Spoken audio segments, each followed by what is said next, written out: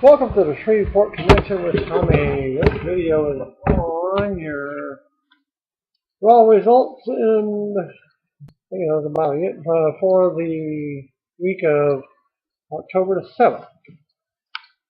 And here we go.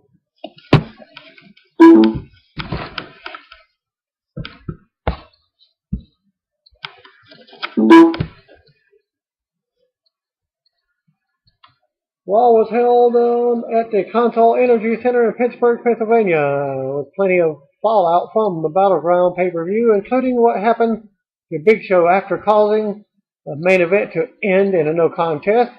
And Vince McMahon was listed on the WWE website as being there, but did not appear. And he was also last week, and did not make an appearance on the TV portion. The arena website, it wasn't clear about it. And the advertised dark match main event for the Raw show was Randy Orton versus Daniel Bryan, and CM Punk versus Kurt Axel and Paul Heyman in a handicap match. Former WWE manager Terry Runnels, aka Terry Lynn Boatwright Runnels, turned 47 years old on Saturday. The former wife of Goldust, Dustin Runnels, Terry has been very active in charity work since leaving wrestling in 2004. Hall of Famer Bruno Sammartino, real name Bruno Leopoldo Francisco Sammartino, turned 78 on Sunday of that week. Sammartino still holds the record for the longest single WWE championship reign in history. Former ECW WWE star Rhino, real name of Terry Guerin, turned 38 years old. Rhino's last major appearance was as a member of Scum and Ring of Honor. Current WWE diva Caitlyn turned 27. Her real name Celeste Bonin. Caitlyn has been conspicuous by her absence from WWE TV since losing the feud over the Divas title with AJ Lee at SummerSlam, though she has appeared on the WWE app since then. The late Brian Pillman he passed away 16 years ago, born October 5th, died on October 5th, 1997, from a previously undetected heart condition at the age of 35. Pillman's legacy of the loose cannon character can be seen influencing current characters from CM Punk to Bray Wyatt. The late WWE Hall of Famer Gorilla Monsoon, aka Robert James Gino Marella, passed away 14 years ago on Saturday, October 6, 1999, and has heart failure at age 62. The staging area just behind the curtain in wrestling is still referred to as the gorilla position today, and because that was where Monsoon would watch shows later in his career. The late gentleman Chris Adams passed away on the date 12 years ago, October 7th, 2001, of a gunshot wound to the chest. After a drunken brawl with a friend at the age of 46, Adams was a standout star in World Class Championship Wrestling, but never found success again after the demise of the promotion. The block of Global Supercard Wrestling aired on ESPN at 6 p.m. and it ran until 1 a.m. and it had no details about the shows. And I haven't seen them yet. Come in November. They were just time to keep on playing almost the same episodes every other day. And finally, Raw from October 7th, 2013. Aired from Pittsburgh, Pennsylvania at the Consol Energy Arena. Raw opened with a Battleground pay-per-view recap and focus on Big Show causing the non-finish to the WWE Championship match. Also, I welcome the viewers to the show. Ring announcer Justin Roberts introduced Stephanie McMahon, who made a full entrance. Also, I was joined on commentary by JBL and Jerry Lawler. Noted that Stephanie and Triple H were not at Battleground pay-per-view because they had business to take care of, supposedly. The report's dedicated to the memory of Tim Clay. Rest in peace, Tim, from the reporter who sent this in. Stephanie called out Big Show and said he would have to answer for his actions at the pay-per-view. Show made his entrance and started to talk, but Stephanie immediately told him to shut up. She said she knows he's been under a lot of stress at home, and when he's stressed, he makes foolish decisions. She recalled how he knocked out referees, Daniel Bryan and Randy Orton, and then asked him what he had to say for himself. And she gave him a simple sorry. The show gave a simple sorry. She said he couldn't say that with any conviction. She said he can't manage his finances or even himself. She told him to man up. Okay, can I go now? He asked. She told Show that he couldn't go because they own his house and even him. She said he doesn't do anything without the approval of her or Triple H. And then Steph told Big Show to get down on his knees and beg for his forgiveness. Her forgiveness, that is. She said he's worthless, he has no heart, and doesn't have a soul. Damn, it's not like he's a ginger. Show said he knocked out Daniel Bryan because she told him to. Stephanie said she and Hunter weren't even in the building. She tried to blame it on Brad Maddox. So then said everyone knows that Maddox works for her and her son of a bitch husband.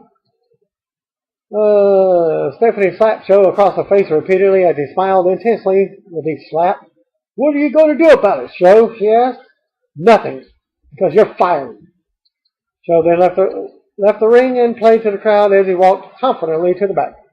A graphic hyped Daniel Bryan, Cody Rhodes, and Goldust versus The Shield in a six-man tag for later in the show as they go to commercial. Stephanie played her part well. She's a very good heel when she's not playing the game of trying to make it seem like they are actually good people. My concern remains that she won't end up being put in her place in a meaningful way since none of the divas are being positioned that way. Perhaps they can get Brie Bella there. However, I suspect the closest we will see is slop being poured on Stephanie's head or something equally silly at some point. Cole Saw set up a recap of the opening segment for viewers who initially tuned into the voice and then remembered that it sucked. Match number 1, Dolph Ziggler versus Damien Sandow. Sandow was the early aggressor and worked in a "you're welcome" in the process of working over Ziggler. Sandow maintained control heading into the commercial break. Sandow still in control after the break. Coleslaw said that Show was escorted out of the building after Stephanie fired him. Ziggler finally started his comeback around 10 minutes in. He threw a drop kick and got a 2 count out of it. Ziggler went for his finisher, but Sandow had repelled the ropes. Ziggler went up top and was tripped up by Sandow. Dolph came back and hit his famous and scored the clean pin. JBL said Sandow dominated the match, but Ziggler hit a home run in the bottom of the ninth to win it. Dolph Ziggler won in 12 minutes 15 seconds. JBL's description of the match seemed to be the story they wanted to tell. It didn't make for the most exciting match, though it was so one-sided for the first 10 minutes. Backstage, Stephanie McMahon scolded Brad Maddox for what happened at Battlegrounds. She said Triple H has been trying to clean up the mess that Maddox made. Stephanie said Maddox is lucky that he's not meeting the same fate as Big Show. She asked him if he made the proper arrangements, and he said he did. She told him he was to go to the ring and apologize for his actions as they go to commercial. Coleslaw noted that during the break, Jerry Lawler introduced the WWE Hall of Famer Bruno Sammartino to his hometown crowd. Footage aired of the crowd singing happy birthday to him. He turned 78 years old. As the footage was shown on the live WWE app, a nice moment. Wish they would have trimmed 5 minutes of Sandow's offense to make room for that on the live show. Match number 2, Natalya, Eve Marie, and JoJo versus Alicia Fox, Oksana, and Rosa Mendez. Natalya forced Alicia to tap out to the sharpshooter. The match only took 3 minutes 20 seconds. JoJo never even tagged into the match. Eva Marie did, but she spent most of her time selling and then threw a couple of weak knees. She eventually crawled to her corner, missed the tag attempt, and then connected with Natalya's hand.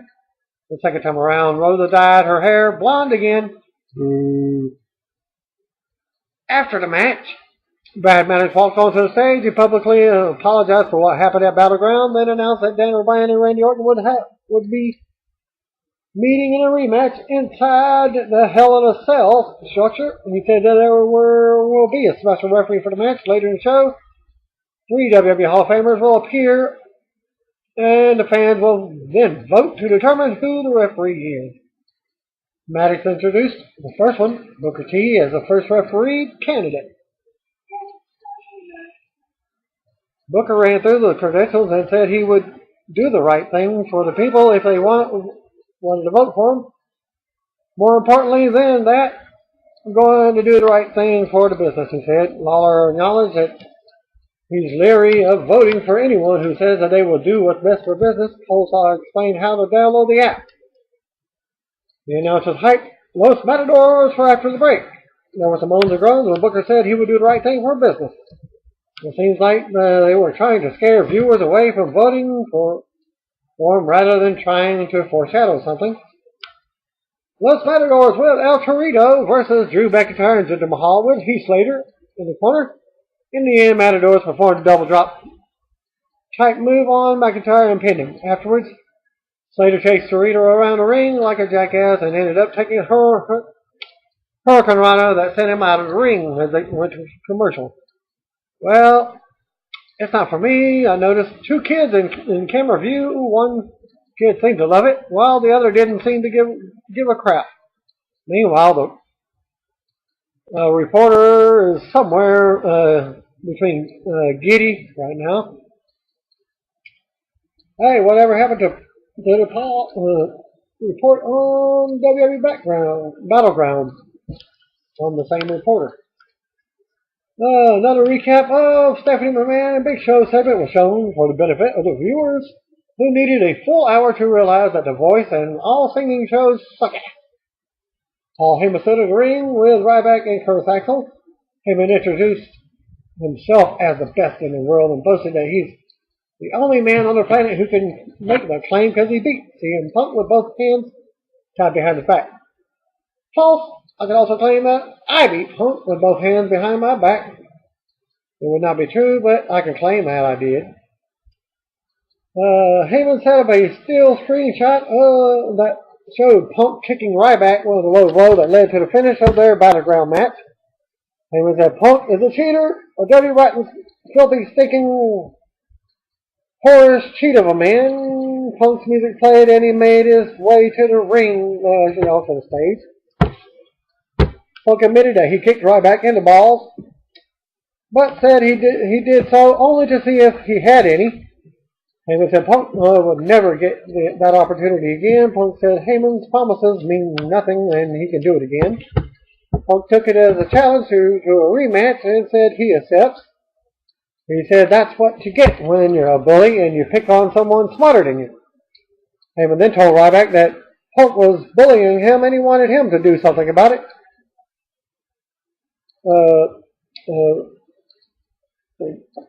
Bully Ryback said that if Punk had any balls, he would have hit him with them a long time ago. Ryback challenged Punk to come to the ring. R-Truth music played. Fortunately, he didn't sing. Rather, he motioned that he and Punk could go to the ring together, which they did. The referee entered the ring to make it official. So you got CM Punk and R-Truth versus Ryback and Curtis Axel with Paul Heyman in the corner. The babyfaces duo controlled the early offense on Axel and the show went to a break. Hall of Famer voting would be a great place to introduce Shawn Michaels into the storyline. He was hoping he'd dust off those biker shorts he wore in a past referee stint. After the break, Ryback was getting the better of R-Truth. Then Ryback and Axel took turns working over Truth. Well, Punk waited for a hot tag. Punk eventually took the tag and went to Macho Man style with a top rope elbow drop on Axel. Punk hits the GTS on Axel. Then hit a charging Ryback with a kick. And Punk tagged R-Truth in to let him hit his scissor kick on Axel for the win. And the match took 12 minutes 45 seconds. Punk was a lot of fun and went more macho than usual with his top rope elbow drop. That being said, this made it an even harder to view Ryback as a threat to Punk. We now just spoke at ringside about the Hall of Fame referee vote, and the second candidate would be introduced after the break. Lawler hiked the six-man tag for later in the show as they went to a commercial. JR Jesse Roberts introduced Hall of Famer Bob Backlund as the second candidate for the Hell in a Cell referee spot. Crowd responded with near silence. Backlund paced on the stage and then started yelling about how he uses the world. Heck, because he doesn't like to use the word hell or foul language, Backlund said he's been a good guy in the business and he's been bad. He said he doesn't care about who wins or loses. He is going to do the best job. He said if the match gets out of control, he will put someone in a crossface chicken wing. As someone who normally gets a kick out of Backlund's antics, that sucked. The live crowd was playing along even a little less. Randy Orton versus Kofi Kingston footage aired of Orton getting in Big Show's face at Battleground. Orton tossed Kingston ringside and followed him to the floor, where he threw Kingston into the barricade twice. Orton roughed out Kingston until Kofi caught him with a kick and got in some punches. Kofi crashed and burned with a dive off the top rope and rolled to ringside, heading into a commercial break. The ad for SmackDown focused on the question of which wrestler won the World Heavyweight Championship match at Battleground and whether Damien Sandow cashed in. Back for the break, Orton was still in control of the live crowd was very flat. Kingston came back with a tornado DDT off the second rope at 9 minutes 45 seconds in. Kingston threw an awkward double chop that Orton sold prematurely. Moments later, Kofi hits the high cross body block for a close 2, and Kingston missed the Trouble in Paradise, but connected with the SOS for another 2 count. Kingston closed on Orton on the top rope, and then went for a springboard move, but Orton caught him on the way down and turned it into a cool power slam. Orton went for the hanging, draping DDT, but Kingston backdropped him to ringside. Orton dodged a side kick from Kingston and clotheslined him, then threw him into the barricade. Orton dropped Kingston onto the barricade and performed a hanging DDT on the floor. Orton rolled Kingston back inside the ring and then beat the incredibly slow 10 count. Then performed an RKO and pinned Kingston. 13 minutes 45 seconds match. The action was pretty good down the stretch, but the overall match was nothing to write home about. Afterwards, Orton celebrated his win when Daniel Bryan hits the ring momentarily and attacked him. The previously dead crowd came to life as Daniel performed a suicide dive on Orton and then threw punches at him. Behind the announcers table, several referees and producers ran out to pull Bryan off of Orton. And then the announcers hyping the 6-man tag main event as they go to commercial. A good high-energy attack from Bryan at a point when the live crowd needed something to get excited about. Not really sure what Bryan is so pissed about since Big Show knocked them both out at Battleground, but it was still fun. Backstage, Pinky Guerrero scolded some guy about not running something by her. Alberto Del Rio entered the picture and said he's the new face of WWE because he's the only champion they have. He said he was hoping for the night off after destroying RVD at Battleground. However, he said they need to see their champion, and he trusted Vicky to find the right opponent for him. Del Rio laid it on thick as he offered high praise for Vicky. He placed his scarf around her neck and kissed her on the cheek. As he walked away, Vicky's mood changed and she didn't look very happy. JR Jesse Roberts introduced the third Hall of Fame candidate, and is none other than Shawn Michaels. As his music hit, he strutted onto the stage in his Elmer Fudd attire. The crowd chanted HBK as Michaels played to them on the stage. Shawn said he knows that the fans know he is best friends with Triple H and that they are personal friends. HBK said the key word is personal, whereas tonight they are talking business. HBK noted that he trained Daniel Bryan. He said he won't let that sway him, nor will he let his friendship with Triple H sway him. Then he said he doesn't like Orton and doesn't like him at all. Then he encouraged the viewers to download the WWE app and vote for HB Shizzle. A light chant broke out, and Michael said that will be trending. HBK said he will guarantee that there will be a new champion because he doesn't care what's best for business. He cares about what's best for each and every one of you. Here's a good commercial. I love it. Of course, we must remember that Booker T apparently has amazing appeal with viewers who voted for him the best World Heavyweight Champion in history. Yes, that's sarcasm. I wish there was more focus on the Hell in a Cell structure, so hopefully they will get to that once they get the special referee announcement out of the way this week. Stephanie McMahon and Big Show highlights aired for the 50th time, and the announcers noted that the voting was open for the special referee slot. Alberto Del Rio makes his entrance, and the announcers noted that RVD was taking time off because he wasn't 100% mentally or spiritually. They said RVD apologized to the fans who give him high energy every night, and then Piggy Guerrero walked out and introduced Del Rio's opponent, Ricardo Rodriguez. So, Ricardo apprehensively walked to the ring. The bell rang to start the match, but Vicky interjected. She said Del Rio would defend the title at Hell in a Cell pay-per-view against John Cena. Del Rio threw a fit. Ricardo rode Del Rio up from the distraction and pinned him in a 35-second non-title match. After the match, Ricardo celebrated on the announcer's table, only to be tripped up by Del Rio as Ricardo took a hard landing and then was whipped into the ring step. And Del Rio put the boots to Ricardo. The fans chanted for RVD. Del Rio wrapped a chair around Ricardo's arm and stomped on it as they go to commercial. The announcer played the Del Rio Cena match. Very seriously. It was a really strange announcement since it came from the heel, Vicky, and set up the quick roll-up win by the ensuing beatdown. Really expected Vicky to laugh it off and say she was kidding, and I expected much more fanfare from the announcement of Cena's return. I was actually surprised. Thinking it was an early return, too early.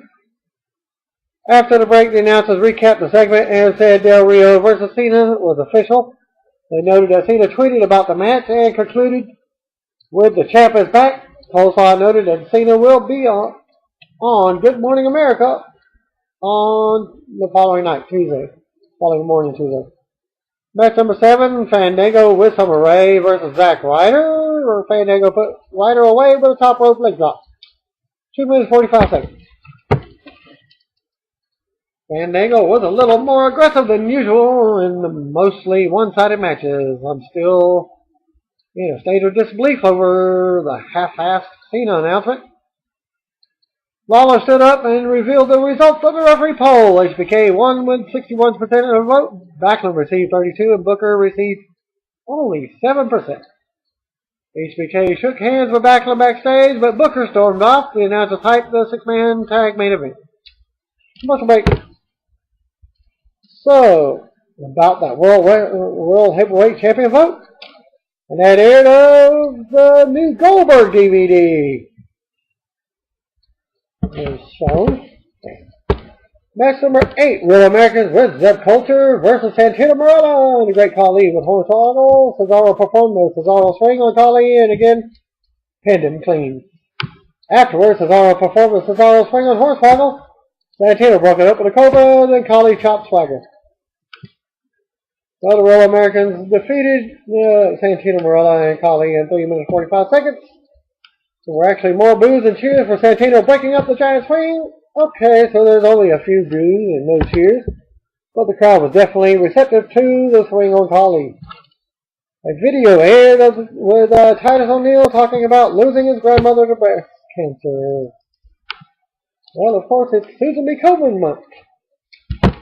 The Miz was shown walking backstage. Lawler said that Miz was coming out for a very special edition of Miz TV with special, yes, the Miz. Yeah, I'm guilty of a lot of typos in the live coverage report, but that actually is not one for me. Lawler said Miz will be his own guest on Miz TV. It's double douchey. Douche. Before things could get too douche, the Wyatt family music interrupted Miz when the lights turned on. Luke Harper and Eric Rowan were in the ring with the Miz and his set. Miz fled. Bray Wyatt was in the aisle. Miz punched Wyatt a couple of times and fled to the stage.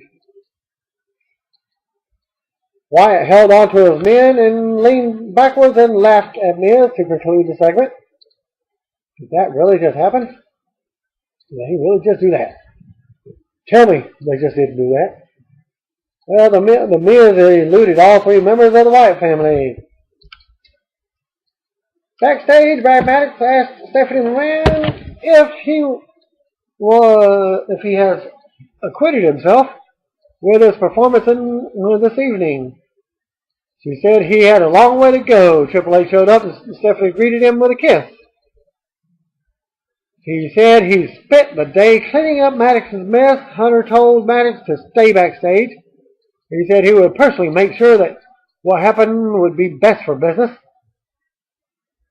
And the Shield makes their entrance through the crowd for the main event as they go to commercial. Cole hypes the main event of SmackDown will be Curtis Axel versus R-Truth for the Intercontinental title.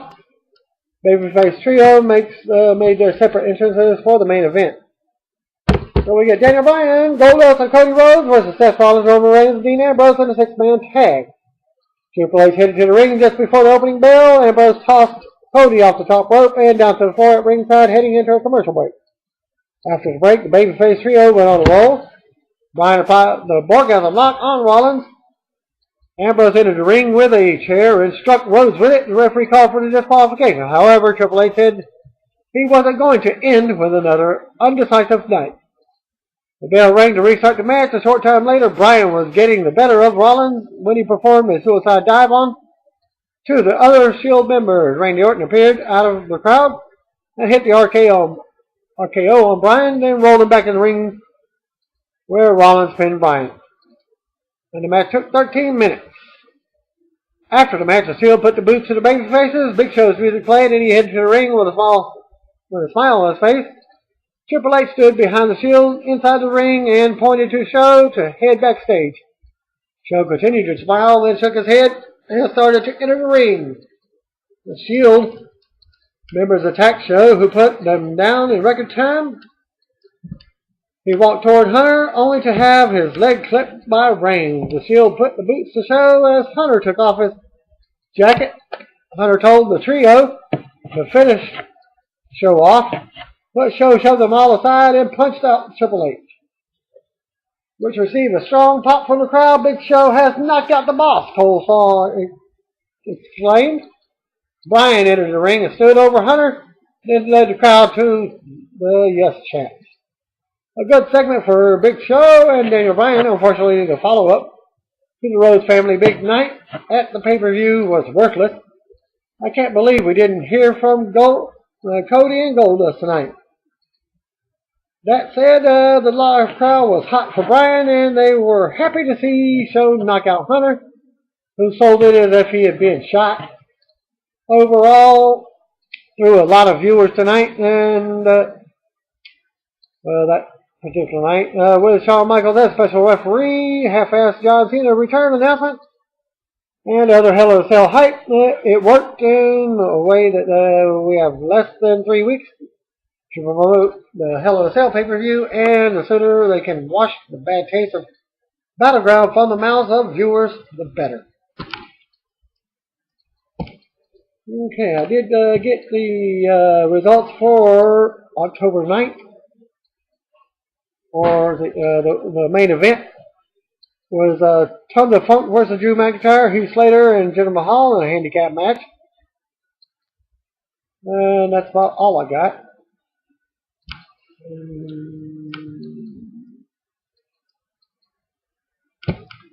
Okay, WWE will be holding the NXT taping at Full Sail University in Winter Park, Florida. The promotion is advertising Cassius Ohno, Mojo, Raleigh, Bo Dallas, CJ Parker, Colin Cassidy, Xavier Woods, Tyler Breeze, Leo Kruger, Emma, Corey Graves, Paige, Adrian Neville, Sami Zayn, Enzo Amore, and Mason Ryan. If you attend the taping, you're encouraged to send me a report to me for the results. The late Alex Karras died on October 10th in 2012. He is best known for his pro football and acting career, but he also worked as a professional wrestler. He wrestled prior to his NFL career and returned to the ring when he was suspended for a full season for placing bets on NFL games. Okay. SmackDown taping was to be held on Columbus, Ohio at the Nationwide Arena. Advertised talent pool for the taping was Daniel Bryan, Randy Orton, Dolph Ziggler, Alberto Del Rio, Big Show, Wade Barrett, Triple H, The Shield, Biggie Langston, AJ Lee, and the Wyatt family. Christian appeared at the NXT taping on Thursday of that week for the taping, and Steven Sonnenfeld did send in a recap for it. Bonus track for October 10th NXT taping. Orlando was a peep show with guest host Alberto Del Rio, and both stars got great receptions. Christian even responded to chance for a 5-second pose by saying it wouldn't feel right to do it alone. He had the crowd join him, which everyone did for a moment. Prior to interviewing Del Rio, Christian said that he saw the doctor that day and was not medically cleared to compete. Christian put over the Shield big time, saying it was their fault for the off-screen beatdown he suffered on Raw in front of his family, his best friend Edge, and his hometown. And the taping for that was October 11th from Winter Park, Florida. Report by Joseph McGurk. Episode 1, Alex Riley, Tom Phillips, and Tentai were on commentary. Byron Saxton served as ring announcer. Match number 1, Slate Randall defeated Yoshitatsu. Corey Graves cut a promo and was jumped by Adrian Neville. Sasha Banks defeated Emma in match number 2. Paige tried to stop Summer Rae from interfering, but ended up costing Emma the match, and Emma and Paige argued. Match number 3, The Ascension defeated Tommy Taylor and Casey Martin from Marin. Match number 4, Alexander Rusev defeated CJ Parker. Rusev won by tap out. Some woman walked out during the match. I guess her name was Lana. As the reporter said, Tyler Breeze came out afterwards with scissors. He cut 2 dreads off of Parker. Corey Graves defeated Adrian Neville in the main event by submission. Episode number 2, William Regal, Byron Saxton, Renee Young were on commentary, and Cable Sky was the ring announcer. Match number 1, Alexander Rusev and Sylvester Lefort defeated Enzo Amore and Big Cass. Rusev made Cass tap. Lana was on the ramp watching. Sylvester was left by Rusev. And I admit that I did not pay close enough attention to see if he was beaten up by Rusev. Probably based on the rest of the night. Match number 2, Aiden English defeated Jason Jordan. English had a great entrance.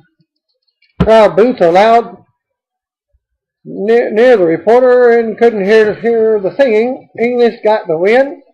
Encore after the match. Love the Roses. Regal gave a standing ovation. Match number 3, Paige defeated Summer Rae with Sasha. Sasha was sent to the back partway through the match after Paige won. Sasha ran back out to attack Paige. Emma made the save. Emma vertically hit Paige, another awkward interaction for the two. Match number 4, your main event for that. So, CJ Parker defeated Tyler Breeze. Long, mediocre match. The crowd hated Parker, but was into Breeze. Parker won, grabbed his dreads back and scissors, and the crowd yelled, "No!" Tyler pulled away before Parker could get his hair. He cut his hair, that is.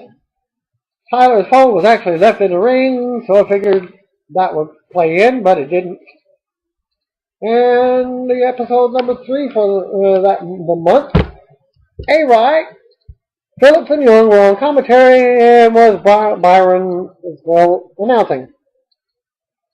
Renee interviewed General Manager JBL. Renee was in 2 places at once with Renee at the booth. She explained Sami Zayn not being at the taping because JBL left him at home. They showed a WWE website exclusive interview earlier in the show where Zayn complained that his title match with Bo being restarted at the previous taping was a conspiracy by Triple H and JBL. This was in response to a WWE.com exclusive interview with Bo Dallas. Said he's taking a vacation. Bo Dallas wrestled the World Tour.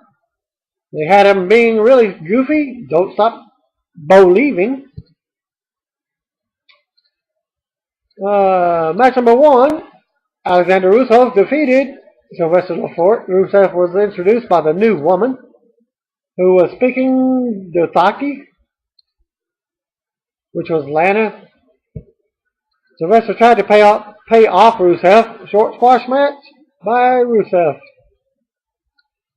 Match number 2, Leo Kruger defeated El Loco. Leo won. Match number 3, Ascension defeated 2 enhancement wrestlers. 2 scrubs entered the ring. The crowd was into them for what reason? The Ascension made their entrance and went on to get the win. Match number 4, Mojo Rawley defeated Ty Dillinger, formerly known as Shawn Spears. Why is Mojo over? Why is he booked? Luke Harper defeated Cassius Ohno. Pretty long match. Both guys laid it in. Decent fall finishes. Harper won the best match of the night, but that's not saying much. This was not as good as it may seem like it would be on paper. And the final episode for that month, Tensai. Byron and Regal on commentary. Kendall Sky handling the ring announcements. Summer Rae and Sasha defeated Bayley and Charlotte. That's Ric Flair's daughter. Charlotte attacked Sasha during the match. Really? She joined Sasha and Summer? Wow. Aiden English in match number 2 defeated Camacho. Yes, he's returning.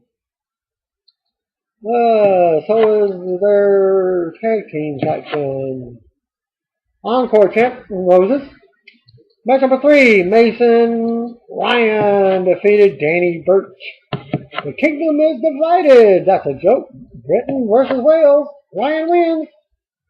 Match number 4, Adrian Neville defeated Corey Graves in a best of 3 falls match. Neville got the first fall. Graves got the second. Then Neville took the third for the win. So-so match. Peep Show with Christian and guest host Alberto Del Rio was a funny moment, where they were setting up the ring with a carpet and then changed their mind when it looked like crap and had to rush to clean up the fuzzies. Christian talked about John Cena's match at Hell in a Cell. Rusev can't come out. Del Rio tried to run away. Ricardo Rodriguez threw him back in. And there was a tiny beatdown of Del Rio by Rusev before Rusev pummeled Ricardo. Overall, a weak offering from NXT. It was clear that some talent was on the international tour, being Sami Zayn, Bo Dallas, Cesaro, etc. And that was the end of the taping. Thanks for viewing. Peace out. That concludes my taping for that week for the Least Main Event in Raw.